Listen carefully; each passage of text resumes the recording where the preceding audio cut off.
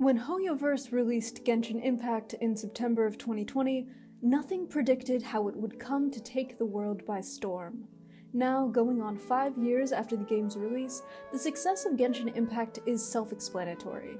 Offered to the world in the reclusive setting of a global pandemic, when most longed for excitement in mundane life, Genshin Impact's open-world exploration system and intense multi-chaptered quests, not to mention visually and emotionally appealing characters attainable via a highly addictive gambling system, offered a welcome release for many.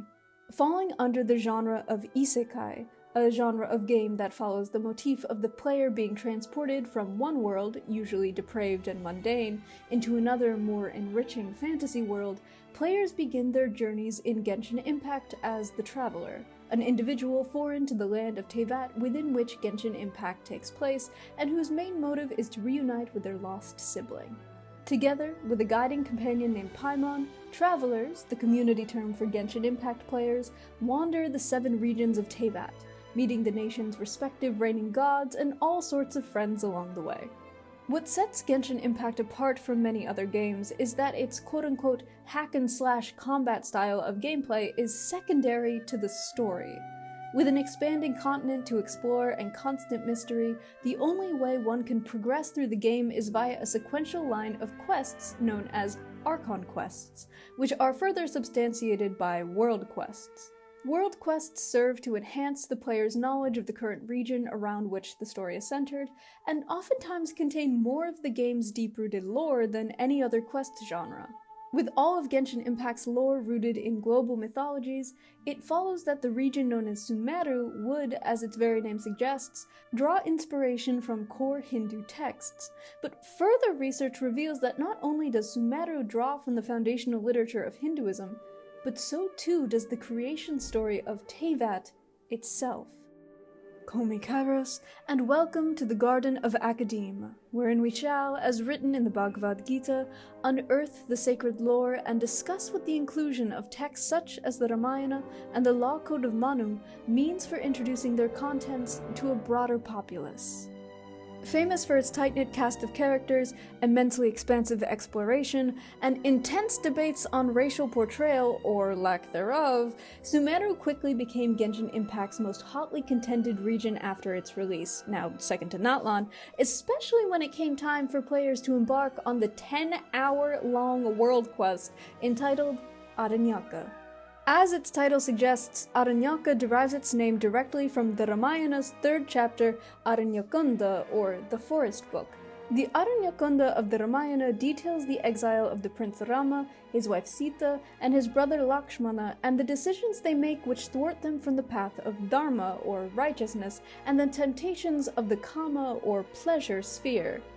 Rama is hasty, hot-headed, and led by promises of prowess and redemption. He is, we say, the perfect role model, simply because Rama silently persuades us to act in opposite accordance with himself. Genshin Impact's Aranyakanda is the polar opposite. However, if the Aranyakanda is read as a cautionary tale of what not to do, then Aranyakanda proves itself as the original chapter's more dharmic counterpart. Aranyakanda begins with the Traveler and Paimon stumbling across a young forest ranger named Rana, who is battling a dark, corruptive energy known as the Withering, which has spread throughout the jungle. When the Withering's power becomes too intense, Rana falls into a comatose state. While searching for help, the Traveler and Paimon are surprised by one of the resident forest spirits, known as Aranara.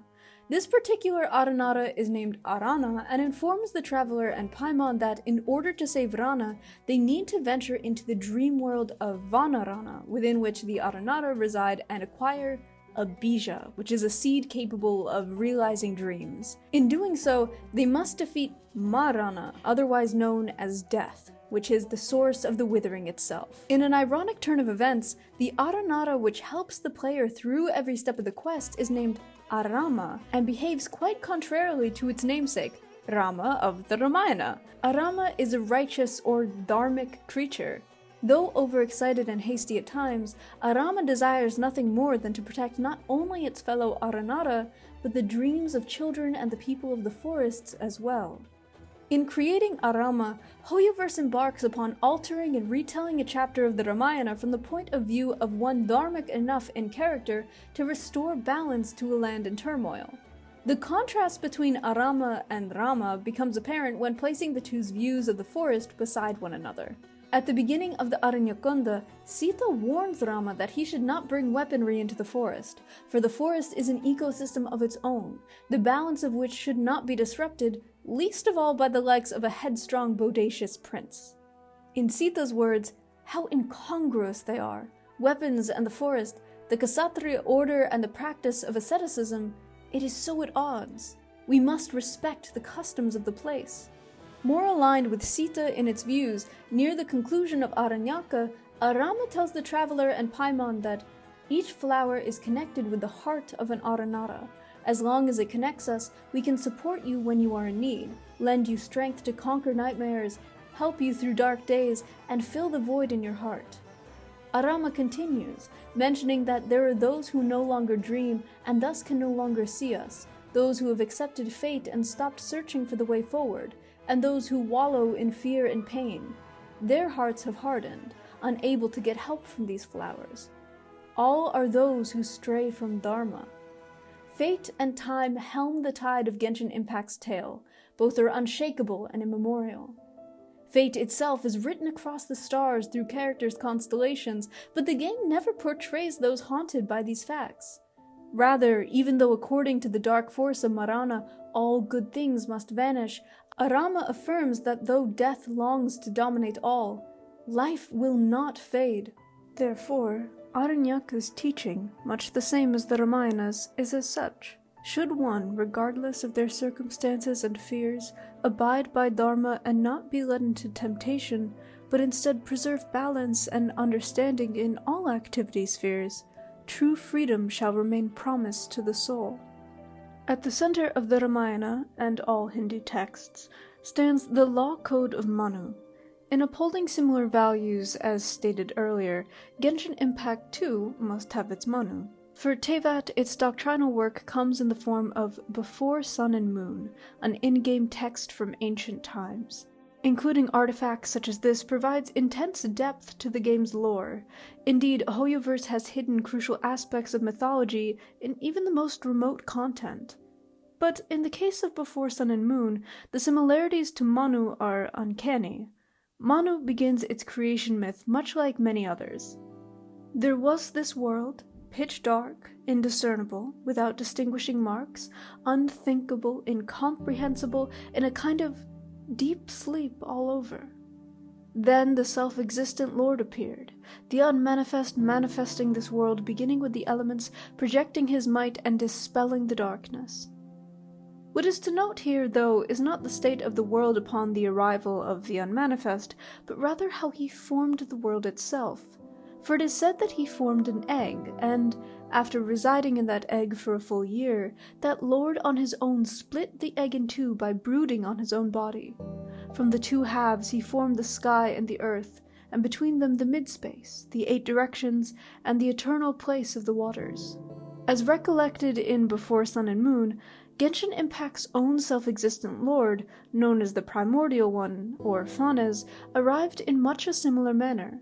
Hoyoverse has written their introduction as such. The Primordial One may have been Fanes. It had wings and a crown and was birthed from an egg, androgynous in nature. But for the world to be created, the egg shell had to be broken. However, Fanes, the Primordial One, used the eggshell to separate the universe and the microcosm of the world, as well as separate the planes of existence by banishing the sovereign dragons of Tevat to the abysmal realms and establishing lands of bounty from which humans could sow and thrive. Both the self-existent Lord and Fanes place great emphasis on founding a sanctity for their people, respectively establishing a court of 4 to uphold each of their ideals.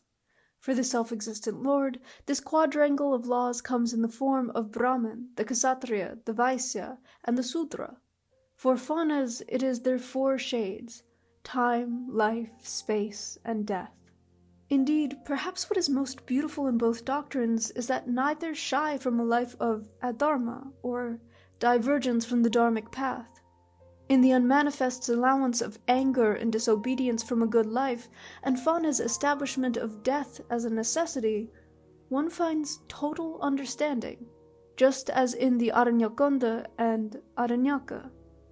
With each connection established in Sumeru, the nation of wisdom, it is nothing short of ironic that one of the plot points in the nation's storyline is the distribution and abuse of forbidden knowledge. Unlike Western religions and philosophies, Eastern texts have begun to fade from currency. Unless one belongs to the culture or devotes themselves to studying its texts, works like the Ramayana are foreign to most, far from forbidden, but also far from popular with the modern generation. The importance of Hoyoverse's decision to include references to Hindu texts within Genshin Impact cannot be understated. For those highly invested in the game, it becomes not just an adventure, but an archaeological expedition. Those who play for the lore have already established a high amount of investment in the game because it takes intense dedication to reap the rewards of devoting oneself to understanding not only the hidden truths about Teyvat, but also the worlds from which it draws inspiration. Though fantasy, Genshin Impact teaches its audience of dharma, the temporality of time, and human response to the notion of fate by showcasing kindness and exemplars of righteousness. Thus, it is unfortunate that many are unable to reap such rewards due to the most direct and detailed references remaining locked beneath time-consuming quests ignored by a wide population of the player base. This is not to say, though, that Hoyoverse has not taken this into account when developing the story of Genshin Impact. By creating an element of addiction with the game's gacha element, as well as a compelling, overarching Archon quest-driven plotline still riddled with references, Genshin Impact maintains a steady player retention rate and continues to educate its audience on classical religion and mythology. Even though the direct relation may not be made as clear in the Archon quests, the text's inclusion is still crucial. If works such as the Ramayana and the Law Code of Manu are not promoted and incorporated into modern-day medias, these stories grow ever further from the eye of the contemporary public who do not herald from the same culture. Sadly, many public educational institutions do not promote the excitement of delving further into media in order to understand things beyond the level at which they are taught. We need Genshin Impact, and more media like it, in order to spark educated conversation and impassioned research to ensure that such testaments of brilliance and beauty face not erosion at the ever-turning hands of time. As always, thank you so much for listening. Welcome again to the Garden of Academe. And you can call me Kaeros.